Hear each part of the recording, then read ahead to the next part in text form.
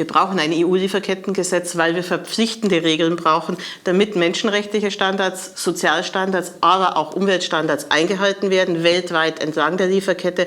Denn es geht um die Menschen vor Ort. Es geht um die, die zurzeit noch unter schlechten Arbeitsbedingungen leben, ungeschützte Arbeitsbedingungen haben, deren Löhne nicht reichen, um die Existenz von ihnen selbst und ihrer Familien zu sichern. Und es geht um die Lebensbedingungen rund um Fabriken herum, um den Schutz von Umwelt und auch der Menschen, die dort leben. Das alles muss geregelt werden mit einem EU-Lieferkettengesetz, und zwar mit verpflichtenden Regelungen für alle Unternehmen.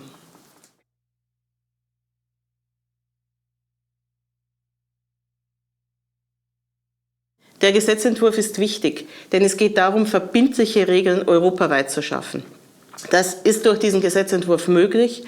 Er enthält auch Regelungen, die über das deutsche Gesetz hinausgehen und deshalb aus meiner Sicht sehr begrüßenswert sind. Zum Beispiel eine zivilrechtliche Haftung, die auch dazu führt, dass Menschen bessere Klagemöglichkeiten bei Verletzung ihrer Rechte haben. Er enthält Umweltstandards und Klimaregeln, die auch über deutsche Gesetzgebung hinausgehen. Schwierige Teile sind durchaus noch enthalten und die, glaube ich, müssen im Verfahren noch verändert werden.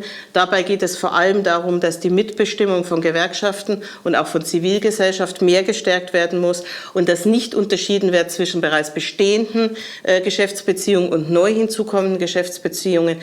Also abschließend kann gesagt werden, es ist ein guter Entwurf, ein guter Vorschlag, aber es gibt noch Dinge und Details, die deutlich verbessert werden müssen.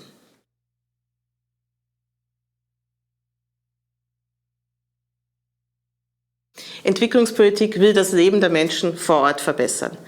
Und die Bedingungen an Arbeitsplätzen, die entlang von Lieferketten entstehen, haben sehr viel mit der Gestaltung dieser Verbesserung zu tun.